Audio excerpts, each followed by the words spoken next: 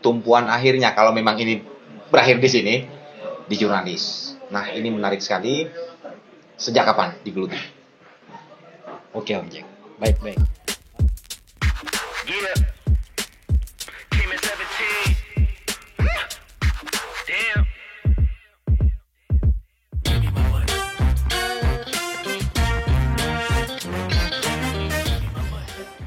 Assalamualaikum warahmatullahi wabarakatuh. Selamat malam. Om Jack bertanya kali ini akan banyak bertanya kepada orang yang sering bertanya. Nah, kalau teman-teman sering melihat di MNC, RCTI, atau News TV, berita-berita Kabupaten Kolaka dan Kolaka Timur, berita unik maupun yang menegangkan masuk. Itu yang memberitakan adalah ini nih yang di samping saya. Kontributor Asdar Lantoro. Gimana kabar, Bro? Siap, alhamdulillah. Kabar baik nih Om Jack.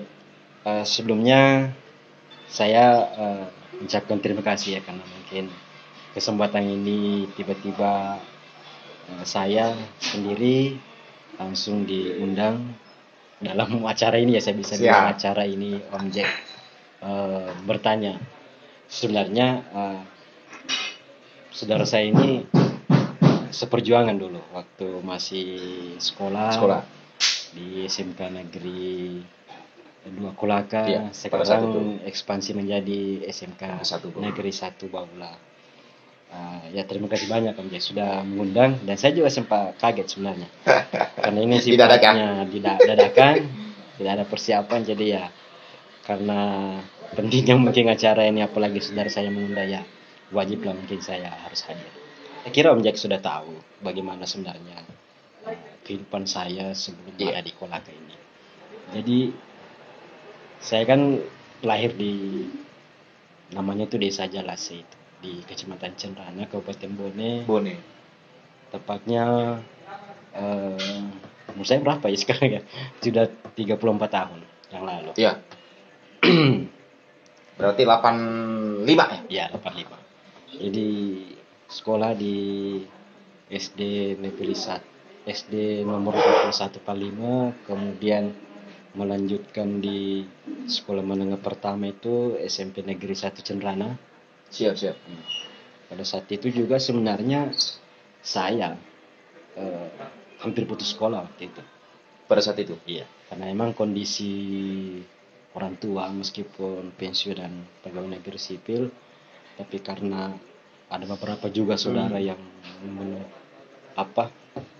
berjuang di bangku kuliah, ada 2 orang di Unhalu pada saat itu, sehingga pikirannya bahwasannya kemungkinan saya setengah mati untuk melanjutkan sekolah. Tapi karena keinginan yang kuat, sehingga saya berusaha untuk ke Kolaka. Jadi saya sebenarnya sudah pernah menjakan kaki di Kolaka waktu masih kecil, karena kebetulan di Kolaka ini ada saudara yang sudah 93 di sini. Jadi saya berangkat dengan bismillah. Waktu itu bermulakan surat keterangan lulus dari sekolah. Itu yang tahun 2002 itu waktu pertama kali masuk di SMK. Saya dengar informasi bahwa ada sekolah SMK di Kolaka yang hebat. Itu SMK Negeri 1 Baula sekarang. Berangkatlah saya menuju Kolaka sendiri gitu. Bermodalkan surat keterangan lulus, ternyata tiba di sekolah itu ya saya harus membawa semua termasuk ijazah dan sebagainya. Sehingga pada saat itu juga saya kembali ke Bone. Bertepatan dengan terbakarnya kapal Banten waktu itu. Kapal Banten berangkat jam 5, saya kapal jam 8 naik Kota Bumi. Singkat cerita, kembali alhamdulillah lulus. Ya sebenarnya waktu itu juga saya juga bingung. Ini saya sekolah di SMK Negeri Baula ini, saya harus ambil jurusan apa? Tapi karena yang rata-rata teman memilih mesin perkakas waktu itu masih kelas 1, ya saya juga ikut pilih itu. Oh jadi dulu? Iya. Mesin perkakas? Ya mesin perkakas. Oh berarti otomotifnya pas di kelas 2. Kelas 2. Jadi Asdar Lantoro ini kan dulu kita beda jurusan. Kalau saya kan kita yang pertanian. Dulu sih masih budidaya tanaman lah, disingkat BDT. Kalau sekarang kan sudah berubah juga jurusannya itu jadi ATPH. Oke. Lanjut pas kelas 2 saya kan juga basic kalau otomotif juga dibilang tidak ada. Iya. Tapi karena lagi-lagi saya bilang ikut sama teman ya. Saya pilih otomotif kelas 2. Dan jati diri saya sebagai orang yang gemar otomotif itu saya benar-benar tanamkan pada saat prakering. Di salah satu perusahaan semen yang ada di Sulawesi Selatan. Oh, jadi prakernya dulu di Bosowa ya? Di Semen Tonasa. Tonasa ya. Tonasa karena dia di Tonasa. Kalau saya dulu di Cianjur ya. Dulu Cianjur P4TK dulu. Kalau dia sih di Tonasa. Nah, ceritanya di waktu saat 3 bulan di sana saya bergelut dengan alat berat. Tidak ada mobil-mobil yang dari mobil 4 TK, tidak ada. Iya. Semua alat berat. Saya mencoba bahwa ternyata inilah dunia saya. Disinilah kemampuan saya. Iya. Jadi cluenya dapat pada saat prakering. Prakering itu saya mencoba. Kita kan dulu prakering di kelas 3. Kita kelas 3. Kelas 3 ya. Bahwasanya saya karena jurusan saya di sini berarti saya harus geluti dong. Disitulah saya coba menanamkan diri saya bahwa saya ini orangnya otomotif. Saya harus pelajari semua. Ternyata jauh ke depan sering berputarnya waktu setelah kita tamat itu. Di stop dulu. Kita seruput dulu minumannya. Iya. Jadi ini menu andalan Cafe Story ya. Ini rasa apa ini? Panda kali ya. Iya. Ya, terus lanjut. Setelah kita tamat itu kan kita sempat lost kontak kayaknya. Iya, betul. Kalau tidak salah mungkin Om Jack ada di Cianjur. Seingat saya kita pernah kontak karena kita pisah 2004. Belum saya bisa panjang lagi ceritanya. Terus saya masih panjang ceritanya sebelum kita. Ente di Makassar pada saat itu. Kita kontak 2006. Saya ingat sekali. Pada saat itu saya magang di PT Bumi Teknokultura di salah satu perusahaan kultur jaringan di Tangerang. Saya ingat sekali. Kebetulan saya magangnya itu 6 bulan. Jadi daripada setengah mati kita kan setiap waktu kita nggak tahu ada pemeriksaan KTP gitu. Seingat saya dulu pada saat mau bikin KTP itu kalau ingat sedih. Ada saudara nih yang kemarin saya kontak lagi. Inilah dia yang saya kontak. Dari inilah yang mengirimkan saya uang untuk buat KTP pada saat itu. Ingat ya? Sebenarnya tuh waktu itu uang gadis juga. Begitu. Cuma karena menurut luar biasa pertemanan. Saya juga harus membuktikan kepada teman saya. Meskipun saya dalam kondisi sangat boleh kalau orang bilang itu pedis. Buruk. Selesai 2007 saya balik ke Kolaka.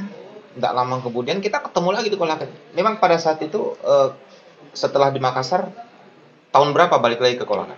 Jadi begini Om Jack. Setelah tamat itu kan ceritanya panjang. Saya kembali ke kampung dengan membawa ijazah. Orang tua juga kaget. Ternyata katanya kamu anak mungkin pikirannya anak saya juga ternyata bisa selesai. Karena waktu kita Om Jack pasti tahu sendiri waktu sekolah di SMK Bawle itu kan saya tidak pernah merasakan bahwa harus setiap bulan ada kiriman dari orang tua. Tidak ada. Mungkin orang tua menyangka bahwa saya ini tidak akan selesai. Tapi ternyata saya pulang membawa ijazah dan pada saat itu pikiran saya harus kerja. Saya ini orang otomotif. Mencobalah peruntungan di Sorowako, masih PT Inco waktu itu. Sorowako. Ya, sempat kita kerja juga di kontraktornya PT Inco itu. Dan sempat kerja 4 bulan. Ternyata otomotif di situ lagi muncul bahwa ternyata otomotif itu tidak cocok dengan saya. Sepertinya bukan dunia saya. Pindahlah saya ke Makassar waktu itu. Ke Makassar menjadi seorang marketing. Awalnya saya itu kerja door to door, seorang marketing. Kemudian menjadi marketing mesin fotokopi itu pernah, komputer, printer, sampai kendaraan roda 2. Terakhir itu saya pernah di NSS juga pernah. Nah, pada tahun 2008 itu kan ada di sini di Bombana. Iya. Viral itu tambang. Oh, yang tambangan emas itu. Betul. 2008. Oh ya benar, 2008. Iya. Saya karena mendengar cerita orang dari Kolaka, saya ini orang Kolaka, maksudnya saya pernah tinggal di Kolaka, dia anggap diri saya orang Kolaka. Iya. Ternyata di Bombana ada emas. Hasilnya dalam 1 hari itu bisa dapat 1 juta. Iya. Tertariklah saya waktu itu. Dengan kerjasama teman yang ada di Makassar, pada saat itu kita bawa mesin ke Bombana itu 3 unit untuk menambang. Namun karena tidak ada pengalaman ya, lagi-lagi rezeki kami tidak ada di situ. Kembalilah saya ke kampung istri di Sengkang. Iya. Sengkang, kemudian memikirkan lagi untuk seperti apa saya ke depan. Iya. Lagi-lagi kebetulan ada keluarga, ada ipar yang kerja di kampus USN. Katanya USN ini akan Universitas 19 November ya. Katanya USN ini akan negeri nanti. Iya, betul. Pada saat itu kan belum negeri ya. Belum negeri, masih Universitas 19 November Kolaka. Dan sekarang sudah menjadi negeri. Nah, berangkat lagi saya dari Sengkang menuju ke Kolaka, bahwa saya, kayaknya Kolaka ini cocok. Karena saya kan pernah sekolah di sini. Dan mungkin di sinilah rezeki saya. Iya. Kembalilah saya ke Kolaka dengan niat dari rumah itu bahwa saya kan menjadi pegawai negeri. Iya. Di USN. Jadi berjalannya waktu, kakak saya bilang begini, daripada kamu kerja di USN mending ya kau sambil kuliah. Oh, berarti kuker ya? Kuliah sambil kerja. Kuliah sambil kerja. Kerja sambil kuliah. Ya, karena kakak saya ini kan dulu saya mau kuliah juga. Iya. Tapi karena itu tadi saya bilang lagi-lagi orang tua yang mungkin tidak sanggup membiayai kami, karena ada 2 orang saudara saya yang kuliah di Unhalu. Iya. Nah, alhamdulillah justru kakak saya inilah yang mengongkosi selama saya kuliah. Biaya itu dari kakak saya tadi yang sudah meninggal. Luar biasa sekali.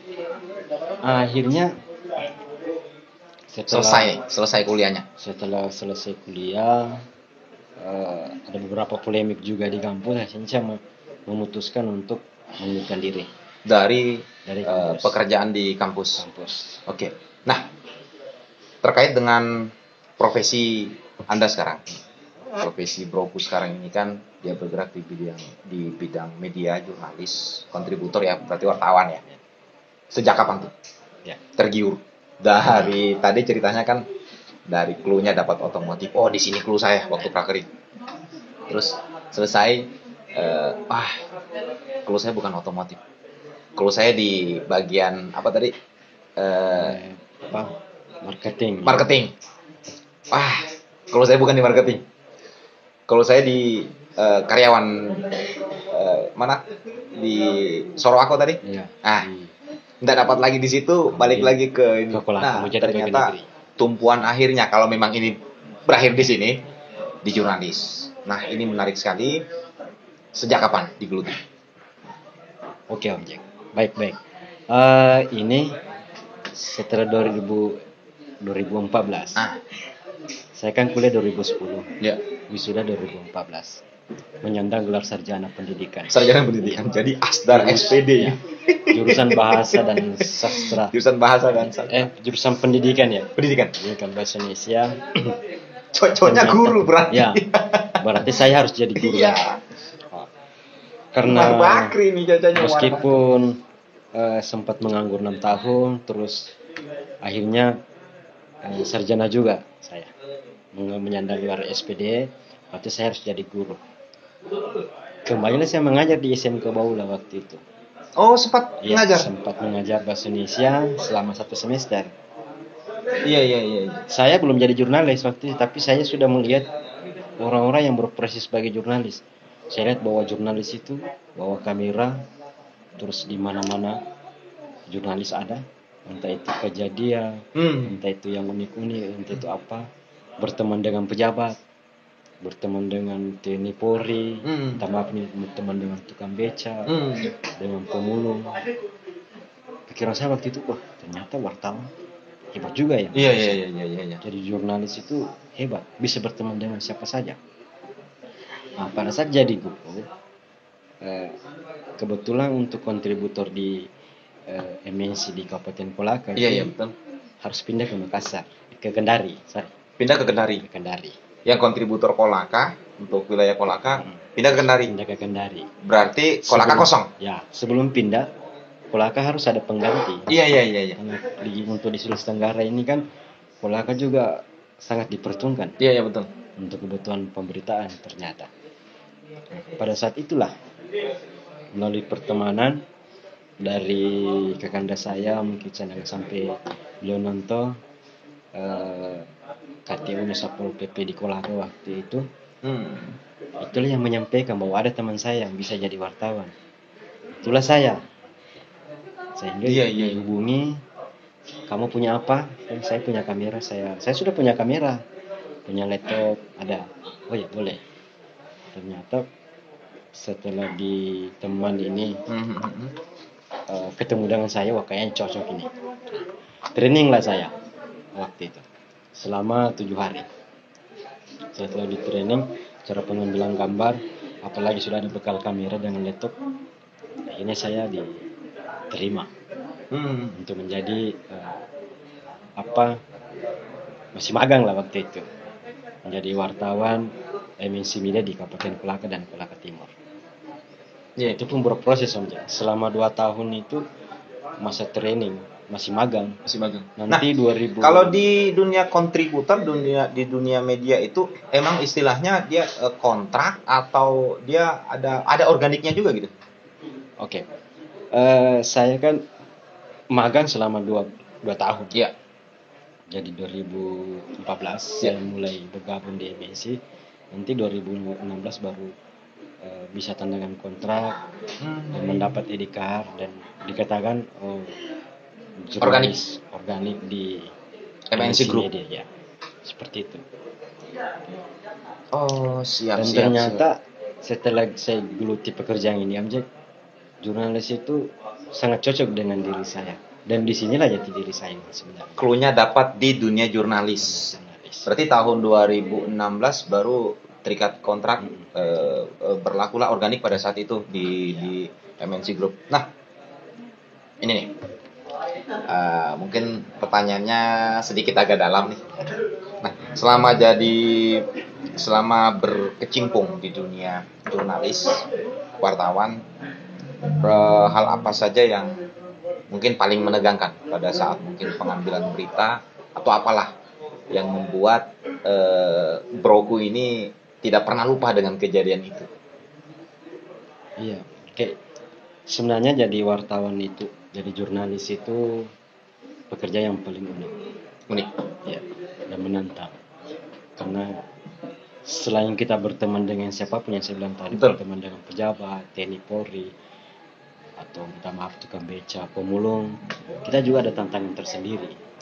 Apalagi di saat kita meliput satu kejadian, entah itu peristiwa yang kadang-kadang ada orang yang memang tidak senang dengan kehadiran kami sebagai jurnalis.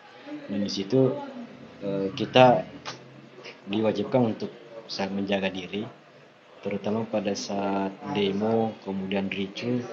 Seorang wartawan itu harus mencari posisi dulu. Sebelum mengambil gambar kita harus mengamankan diri dulu. Bagaimana harus kita mengambil gambar yang aman bagi kita. Jangan sampai terkena lemparan, terkena salah sasaran apa. Itu biasa terjadi. Makanya sebelum kita mengambil gambar kita cari posisi dulu. Nah, profesi wartawan kan ini dilindungi. Jadi negara melindungi kita dengan Undang-Undang Nomor 40 Tahun 99. Nomor 40 Tahun 99. Jadi kebebasan pers, tentang pers itu dilindungi di Undang-Undang Nomor 40 Tahun 99 itu. Jadi kita dalam pekerjaan itu tidak ada yang bisa melarang Nah, tidak ada yang bisa mengintervensi. Seperti itu. Nah, kalau untuk di Kolaka sendiri, untuk pers ya, untuk pekerjaan ini, media apa saja yang sudah ada? Apakah semua media sudah ada kan? Broku ini kan dia medianya MNC Group ya. Kalau yang lain, apa sudah lengkap di Kolaka? Jadi Kabupaten Kolaka sendiri luar biasa ya. Luar biasa. Kalau untuk di Sulawesi Tenggara, kehadiran media-media itu apalagi di zaman sekarang, media-media online itu hampir setiap bulan itu ada lagi muncul media baru, terutama media-media online. Nah, kalau untuk saya kan di televisi, di media televisi itu ada beberapa. Di sini ada TV One, ada Indosiar, ada Kompas TV, ada SCTV, ada TVRI. Yang lain-lainnya Metro TV dengan Trans 7 itu adanya di Kendari. Nah, saya kan penikmat berita juga. Nah, kalau saya sering melihat itu Asdar Lantoro melaporkan. Itu biasanya yang berita-berita yang paling sering itu berita yang unik-unik nih, berita berita kejadian yang sadis gitu kan. Terus berita-berita yang pokoknya yang tanda kutip aneh-aneh begitu kan, yang pokoknya kecelakaan dan lain sebagainya. Itu kok bisa dapat gambar, dapat dapat informasinya secepat itu biasanya bermitra dengan siapa? Iya. Nggak mungkin kan bisa nih. Broku ini di Kolaka. Kejadiannya misalkan di tempat yang jauh dari Kolaka. Nah, itu kok dapat gambarnya? Nah, Om Jack, inilah kehebatannya seorang wartawan. Itu. Kehebatannya seorang wartawan itu sebenarnya ini gini Om Jack. Sebenarnya saya kan baru. Saya ini baru, masih banyak yang senior untuk di Kabupaten Kolaka. Jadi senior minta maaf karena kebetulan yang diundang oleh Om Jack ini kebetulan saya lah yang menjelaskan ini. Sebenarnya wartawan itu karena yang kita butuhkan itu adalah informasi. Bagaimana informasi itu secepat mungkin harus kita tahu. Apapun kejadiannya yang ada di wilayah kita, macam saya. Seperti saya ini kan 2 kabupaten. Jadi saya di Kolaka dan Kolaka Timur. Nah, caranya kalau sistem saya itu kita berteman dengan teman-teman dari TNI dan kepolisian. Serta masyarakat dalam artian ini di media sosial. Itu yang kedua. Yang pertama itu kan paling tidak di setiap kecamatan ada orang yang tahu dengan kita. Ada yang tahu nomor kontak kita. Jadi ketika ada kejadian, informasi itu cepat. Namun karena perkembangan sekarang, Om Jack, yang saya bilang tadi yang kedua itu, sekarang kan orang cenderung ke media sosial. Jadi setiap ada kejadian pasti ada di situ. Iya, betul. Entah itu share langsung, entah itu foto, entah itu direkam dulu baru diposting. Nah, jadi saya biasanya kalau kecelakaan atau kebakaran, orang lebih dulu ngambil HP-nya daripada menolong orang gitu. Kalau fenomena kebakaran seperti itu. Ya, orang pasti share langsung. Iya, betul. Jadi kita kalau macam saya ini, seperti saya, ada jam-jam tertentu di mana saya harus patroli di sosial media, di Facebook. Jadi selain menunggu informasi dari yang saya bilang tadi itu di desa-desa atau di kecamatan, ya kita patroli di Facebook. Jam-jam tertentu kali aja ada yang memposting. Nah, kalau ada yang memposting, baru kita cari tahu. Kalau masih bisa dapat gambarnya di TKP, ya kita berangkat ke TKP. Jadi begitu dapat gambar, dapat informasi, diedit, dibuat beritanya, terus di prosesnya itu seperti apa? Terus bisa tayang. Gitu. Pertama kita sebenarnya kalau ada informasi kita langsung kalau masih bisa dapat TKP, kita ke TKP mencari kebenaran informasi. Karena kan wartawan harus memberitakan sesuai dengan fakta. Bukan ke opini, bukan apa. Jadi kita ke TKP mencari kebenarannya, mencari siapa yang berkompeten untuk berbicara, untuk kita wawancarai. Setelah dirasa cukup, barulah kita balik. Itu bukan langsung istirahat namanya. Buka laptop, saling gambarnya dari kamera, kemudian kita edit. Dari saya di perjalanan itu, kalau dari TKP itu di benak saya sudah terbayang, nanti naskah saya seperti ini. nanti gambar saya itu seperti ini. Jadi pasti sampai di di rumah atau di warkop, itu yang saya bayangkan tadi itu dalam pikiran saya itu sudah tersusun. Oh, gambarnya ini. Gambar jadi, barulah bikin naskahnya. Bikin naskah baru kirim ke kantor. Nah, sejauh ini biasanya naskah yang dikirim itu atau berita yang dikirim ada juga kayak yang tertolak atau semua keterima? Iya, karena kejadian ini kan hampir setiap hari di seluruh Indonesia. Jadi yang tayang itu adalah berita-berita pilihan. Berita-berita pilihan. Kalau menurut redaksi bahwa ini menarik, layak dan menarik, baru ditayangkan. Makanya Om Jack, wartawan itu tidak harus tidak harus bawa datang terus mengambil gambar begitu saja, tidak. Betul. Kita harus mencari sisi lain dari kejadian itu. Betul. Karena setiap kejadian, setiap peristiwa, setiap entah itu yang unik, entah itu pidana atau apa, atau penangkapan sabu-sabu itu, narkotika, itu pasti ada sesuatu yang beda di balik kejadian itu. Nah, itu yang kita cari supaya berita kita menarik.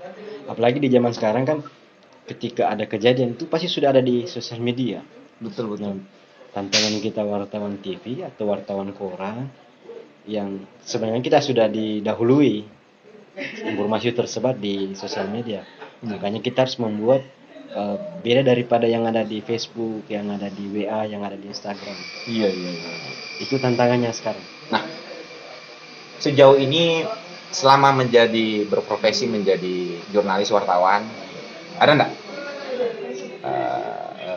yang pernah kejadian, yang pernah mengintimidasi atau lain sebagainya? Sudahlah, nih nggak usah liput, inilah awas kalau kamu liput. Pernah nggak? Itu kejadian seperti itu? Pernah. Jadi pengalaman saya itu tahun berapa ya? 2018 ya, 2019. Waktu itu saya mencoba mengangkat berita di Kolaka Timur terkait proyek yang bermasalah. Iya. Itu yang pernah saya angkat. Proyek X ya? Iya. Proyek X di Kabupaten Kolaka Timur waktu itu yang saya angkat dan tayang. Waktu itu di News TV masih ada program Rakyat Bicara. Dan itu tayang. Waktu itu saya dan teman saya sempat mendapatkan tindakan intimidasi yang dari mungkin orang suruhan ya, dari seorang pejabat. Nah, saya kebetulan perjalanan dari Rate-Rate ke Kolaka. Di tengah jalan itu yang ditodong, kasih singgah sama 4 orang suruhan itu. Tapi alhamdulillah masih sempat lolos, masih bisa selamat. Ya karena kan saya mengangkat sesuai dengan fakta. Betul. Nah, makanya setiap wartawan itu, ini kan profesi yang dilindungi oleh undang-undang. Wartawan itu harus memberitakan secara berimbang. Ya, secara berimbang. Aktual, secara berimbang, konfirmasi setiap orang-orang yang berkompeten. Kalau tidak, ya habis saya waktu itu. Karena saya memberitakan sesuai fakta, kalau memang tidak sesuai silakan. Betul. Minta hak jawab atau laporkan ke Dewan Pers. Oke. Itu Om Jack. Pada yang di atas. Oke. Om Jack Mania, Om Jack bertanya. Demikian perbincangan saya dengan Om Asdar Lantoro, jurnalis keren, jurnalis gantengnya Kolaka. Ya, salam hormat sama keluarga di rumah. Insyaallah kita akan ketemu di lain waktu. Dan akhirul kalam, wassalamualaikum warahmatullahi wabarakatuh. Jangan lupa di subscribe, like, and comment. Dan jangan lupa 3M, pakai masker, jaga jarak, dan mantap, cuci tangan. Bye-bye.